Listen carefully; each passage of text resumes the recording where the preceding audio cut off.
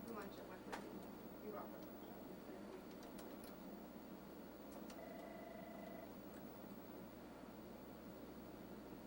Hi, this is Lillian at Providence. How can I help you? Hi, Lily. This is Andrea. How are you doing today? Fine, thank you. And how can I help you today? You having any problems? Oh, yeah. I've got lots of health problems.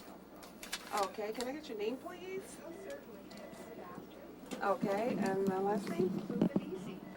And can you hold just a minute, please? Oh, certainly. Alrighty. Okay. And, okay. Hang on a second. I'm going to put you on hold. Okay. Providence down the back is answering service. Can I help you?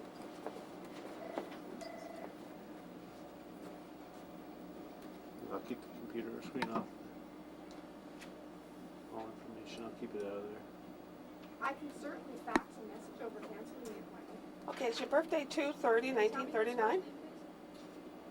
Okay, and can I get a phone number for you? And his date of birth. Okay, 1257. Okay. And your zip code, please? Coverage doctor, CC.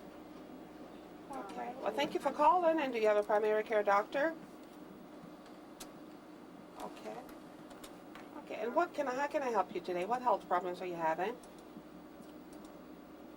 Okay. Are you having a cold symptoms? And how long have you been having your cold symptoms? Is there, do you think you have someone else that might be able to drive you? You actually doing a real call? And do you have a temperature, or tell me what's going on? Do you have a cough, anything like that? Those, a real call on that? A real call? Like it is a real call. That's what it is a real call. Andrea, Yes. do a real smoke call for him. You're so good. Should I go over and see her? Yes. And I say that because she is good with them. Oh, pretend I'm doing a quit smoking call? Yes, please. Hang on a second. What did Barbara tell me? She came on the phone. And I'll keep everything off the screen.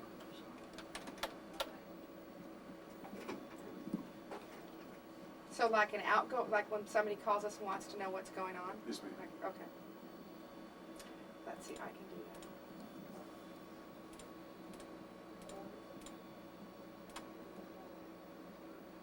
that. Tobacco Quit Line, this is Andrea. Can I help you? All right, well, I'd like to get some information from you first, if I could, please. I need to get your last name. And if I can get your first name, please. Alrighty. And we'd like to get some basic demographic information because we send you out a packet of information in the mail. So if I could get your date of birth. And your zip code, please. Alrighty. And your telephone number. Alright, and also if I could get your mailing address, please.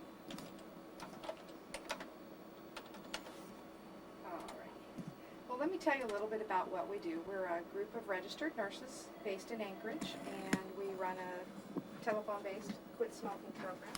We do telephone counseling, and we go through some basic information with you. We do a smoking history and a nicotine dependence score.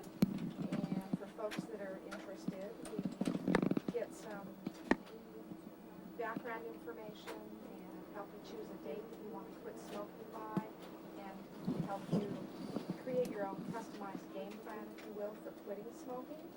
We give you some hints, ideas, techniques, that type of thing to help you set up your own plan. And then once your quit date has arrived, we do some follow-up calls with you. We call you pretty frequently initially, every day or two. Give you just some moral support and advice. And we also encourage callers to call us in between our telephone calls to see if there's anything that we can do to help you out. Does that sound like something that you're interested in doing? Okay. I just paged a resident.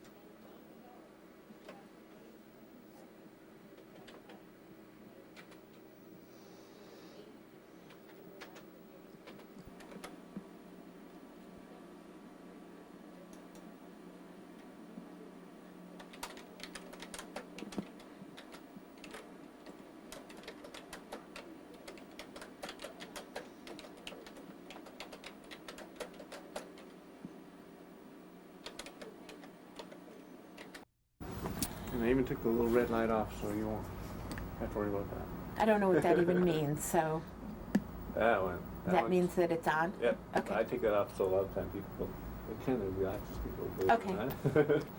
All right. Okay, first thing, the hardest question I got for you is, can you say your name and spell it for me? Uh-huh. Pat Reynaga. The whole name, P-A-T, and then R-E-Y-N-A-G-A. And your title. I'm an RN who is the call center manager at Providence Alaska Medical Center. Call center manager. Okay. And you have it all worked out here, and so I I'm think just gonna so. kinda let you go for it. Well, I hope so. Okay. Tobacco is the largest single killer of Alaskans, claiming nearly 500 lives directly each year, an additional 120 lives through secondhand smoke. The impact of tobacco on mortality in Alaska is more than double that of alcohol, and the annual economic cost of tobacco-related mortality exceeds $260 million in Alaska. 1 in 4 Alaskan adults currently smoke cigarettes, and among adults, Alaska Native smoking prevalence is nearly double that of non-natives. More than 80% of the Alaskan adults who do smoke do want to quit, and approximately half report that they have quit temporarily within the last year for at least one day. Approximately 17% of new moms in Alaska report that they smoked cigarettes during the last 3 months of their pregnancy. Alaskans who smoke or chew tobacco and want to quit are provided a free cessation counseling through the Alaska Tobacco Quit Line. And this is a statewide 24-hour day, 7-day a week program that is staffed by nurses who are trained in cessation and assist callers in picking their personal quit date, and are resources for both inbound and outbound calls. We are funded by the state of Alaska, and the guidelines that we developed were in conjunction with the CDC recommendations. We have had our calls increase from last year to this year by about 120%, and our success rates are about 19%, and the national average for quit line success rates are about 12%. And once again, what do you attribute the high rate of 19% is pretty good compared to? I think that the difference is that we are a 24/7, and that a lot of people in Alaska do work on the slope, and that they work 12-hour shifts, or they can call at 3 in the morning or 3 in the afternoon. So 24 hours, you say? Mm-hmm. Wow. Do you guys get many calls from rural Alaska? We get a lot of calls from rural Alaska. We get calls from all over the state, and we get a number from the villages. What are some of the concerns you hear on people just saying, Health. Health is I think the primary concern, that people want to stop smoking or chewing tobacco. and like I said, I'm going to kind of just throw out some questions as they come to my head, and I need to think a little quicker, but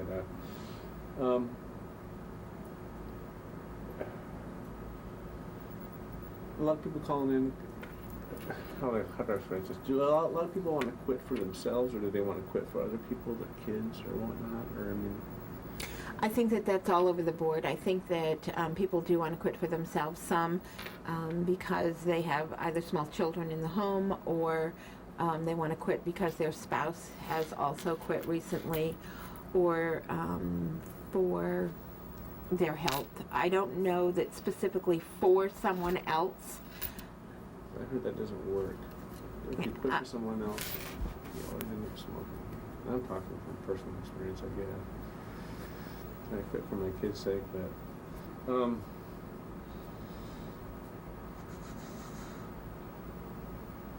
tell me about some of your staff members. I guess you have some really high qualified people? Or? Yes, the nurses here, many of them have been here longer than I have, and I've been at Providence for 24 years.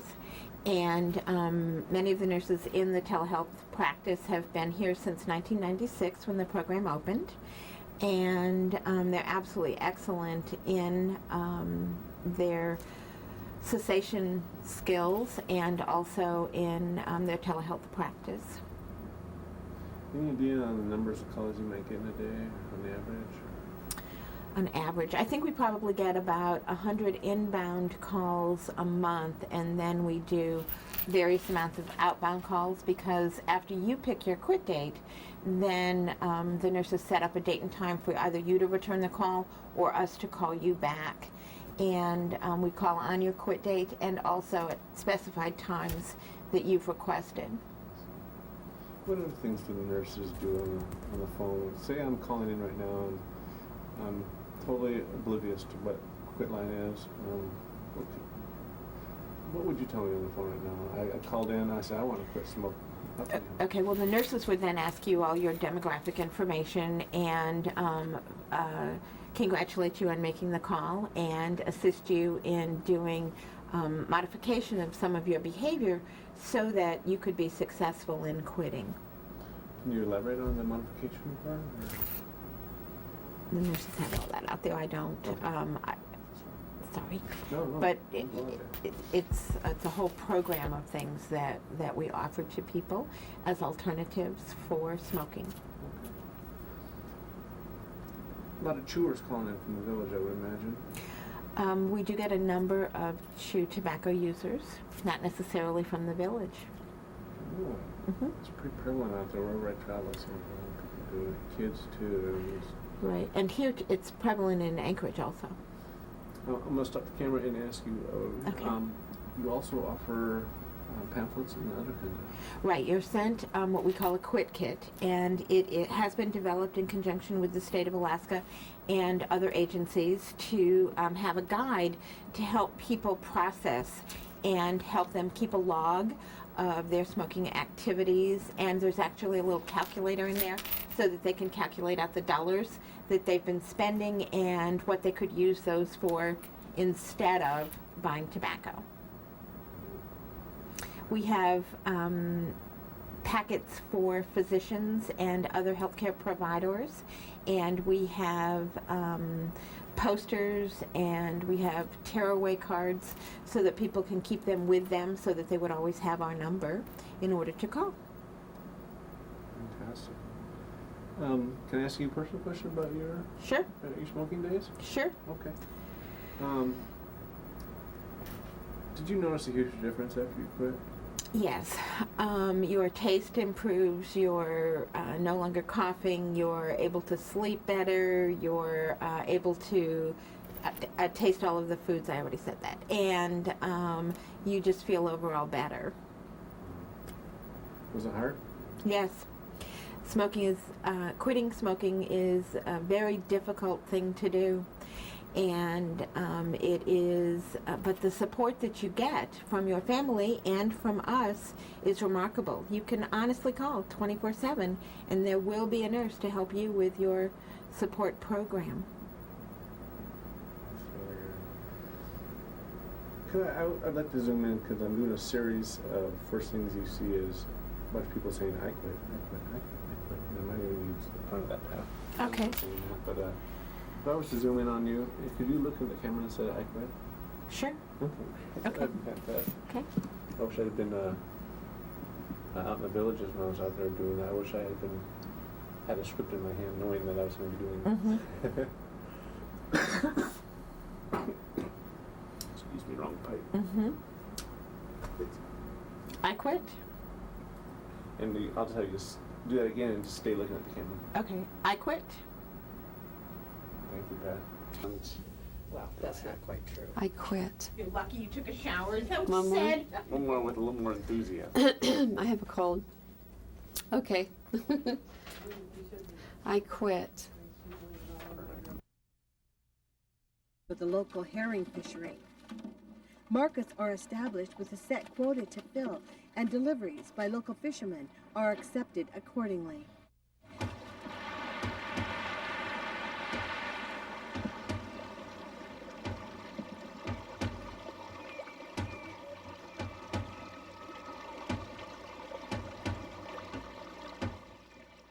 In Shaktoolik, herring fishermen and women wait in line at an NSCDC tender vessel to deliver their harvests. This is Eugene Saccheus, the president and CEO of NSCDC. That's right. The man covered in fish scales wearing a baseball hat. Well, some days you can find him dressed up and in a boardroom. You can bet you'll find him where the action is most of the time. He seems to know the names and stories of every fisherman in the Norton Sound area. He also has a working knowledge of each aspect of the company. Eugene's attention to detail has been the driving force of the company since its conception. As the fishermen bring in the herring, they water them down so that the suction pump can suck the herring into the back, and then it goes into a hopper and gets separated from the water, and it goes into a weighing bin, and it gets recorded on an electronic scale, and he takes the numbers, and the sample is done over in that corner there. So you can see they're taking a sample now. They take a sample of each delivery, and they do this about 3-4 times. How many kgs you guys use? 10 kgs. 10 kgs, and then they separate the males and females, and then they count the males, and they strip the roe out and weigh the roe to get a average percentage for the boat, and they do this about 4 or 6 times depending on the size of the vessel. And as you can see, every female, they weigh the eggs to get the roe count per delivery. And if it's a large vessel, they usually take about 6 samples. And the fish goes into a holding bin here. I think this boat can pack 120 tons of herring. Everything is recorded here. The fishermen come in and they give them their fish tickets. They get stamped, and then they get the total weight and then the roe percentage, and then they sign off on one of the fish tickets, and the fisherman gets to keep one copy, and they get paid, you know, about a week after the fishery is closed. He's one of our older fishermen, and he's ran the Iditarod 3 times. It's Palmer Sagunik, and he runs, well, all his kids are out here working. He's got his daughter and son with him, and he wants to get a sample of his fish to see what roe count it is, whether he's going to move or not, you know. And as you can see, he has probably about 7 tons of herring on board right now, and his net is reeled in also. There you go. He's got that ability to talk to people. He's open. He's approachable by everybody. Just, you know, basically by everybody. Come go up there and talk to Eugene about anything, from the simplest thing about fish, where he's a fisherman himself. Okay. So he knows about fish. He knows about fishing. He's out there in the waters himself, and he does all of the stuff that fishermen do, you know. And he knows about the processing aspect, the marketing aspect, and all of those things. And he's able to talk to a crew member on a fishing boat and relate to them. He's able to talk to a processor like here in the Inlet and relate to them. And he gets all kinds of input based on that kind of, by his ability to be approachable, you know. And that input, I think, turns into positive decisions and ways of doing business that he brings along with him, that experience.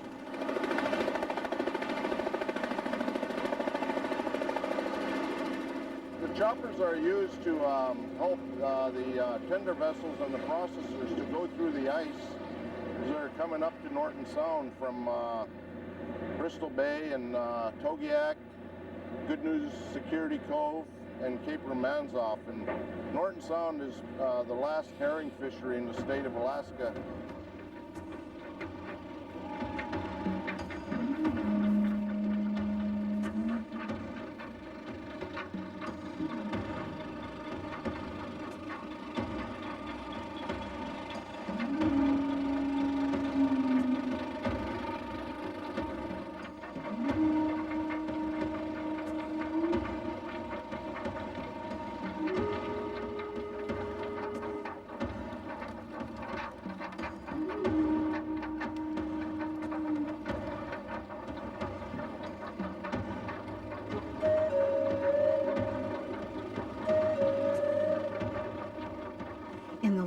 daylight hours in the northwest Arctic, fishing carries on through the night.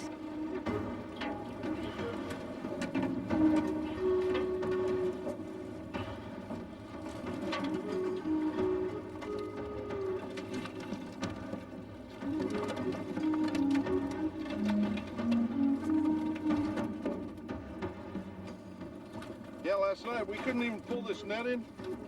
We filled it up, we filled the boat up. I ended up cutting my net.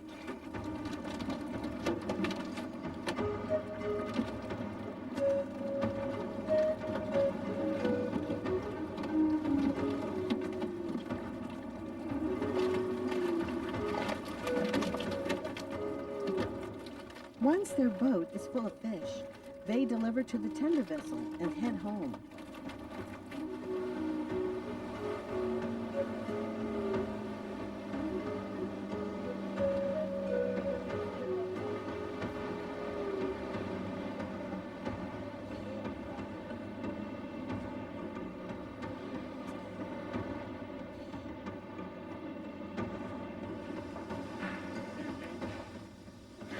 What they're doing is this is meat extraction, it's called.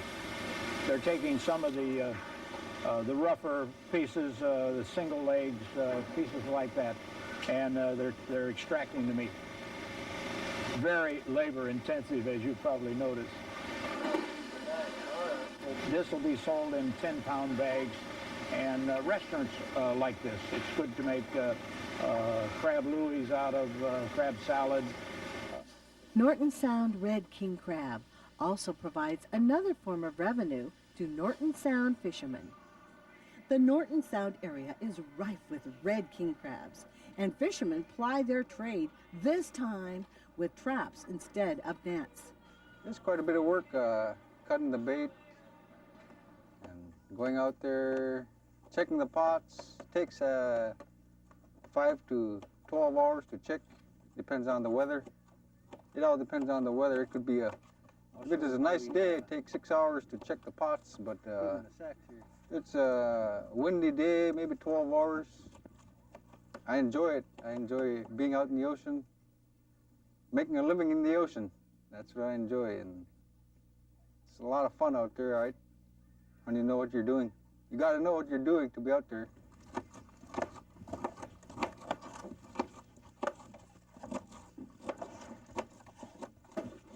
Fill these up here like this. Takes a lot of bait for one. I think the more bait you use, the more crab you get. Maybe that's the trick, huh? Thank you everyone for joining us for Heartbeat Alaska Native News and Native Information. This was part 1 of a look at Norton Sound Economic Development Corporation. Next week, we learn about the many other ways that the Norton Sound Economic Development Corporation is working with their member communities to strengthen the Norton Sound fisheries, including the education, employment, and training program, their large vessel loan program, and community outreach program. As you can see, NSCDC is more than just a CDQ group. They're involved with the lives of the people in the Norton Sound region. Heartbeat Alaska is here for you. We learn from one another, and we're glad to bring you part 2 next week of NSCDC. God bless every single one of you, and we'll see you then. To purchase a VHS copy of this program, have your credit card number ready and call area code 907-563-7440 or mail $20 check or money order to Jeannie Green Productions, 6216 Old Seward Highway, Anchorage, Alaska 99518. Ask for the program number listed below.